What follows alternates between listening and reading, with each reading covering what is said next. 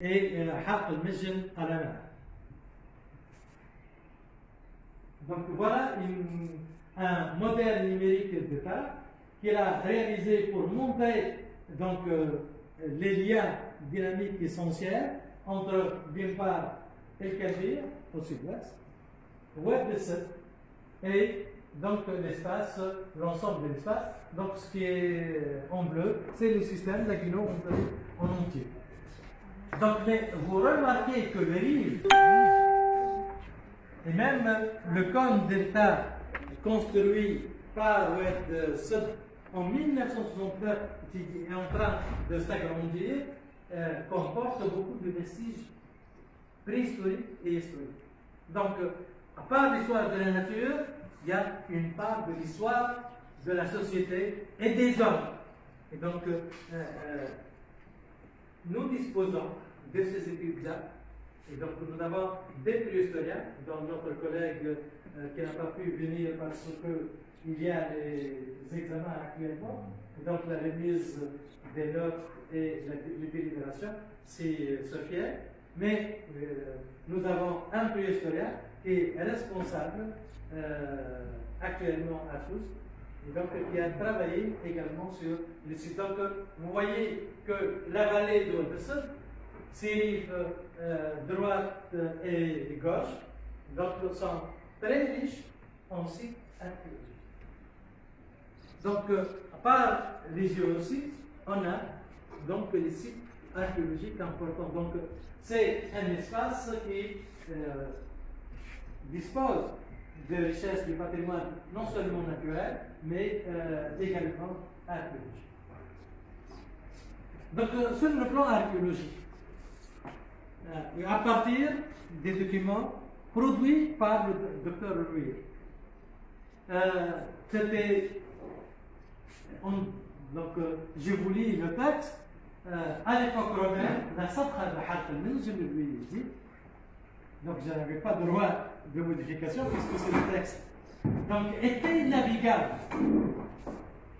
J'ai découvert un chenal creusé de main d'or dans l'isthme formé par Zra al-Hergel. Donc, l'espace donc, de Hergel, actuellement, où il y a le grand développement, en contrebas, juste au pied. Donc, l'isthme, c'est cette micro-baie, cette espace-là qui était en relation avec la lagune pendant l'Antiquité.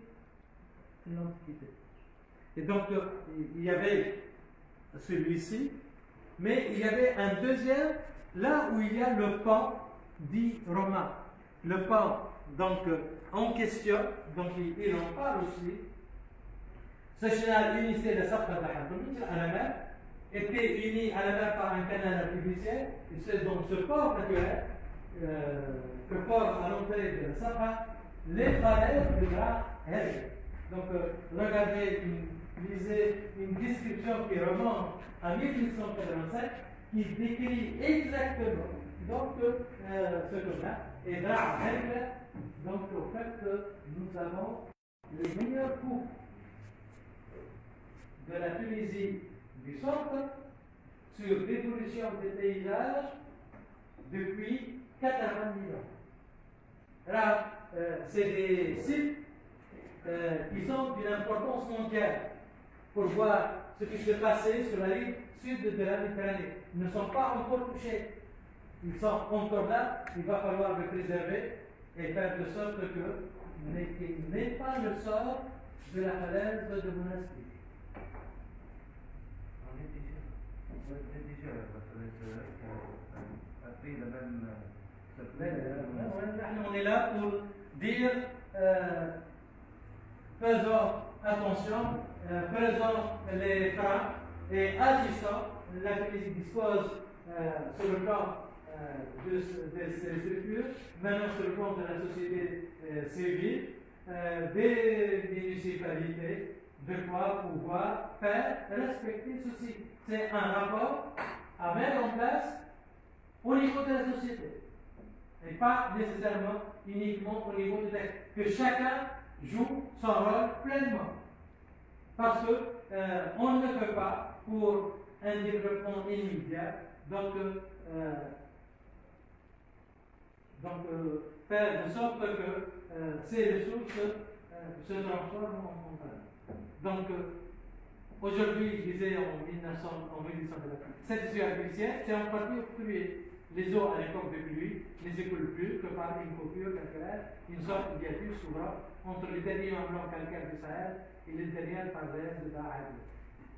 Ici, la Sahara n'est plus séparée de la mer par une simple barre analogue à celle que l'on observe à l'embouchure et que la moindre pluie a fait disparaître. La barre de Sahara est en tout point semblable à celle qu'on observe à l'embouchure de Wadi.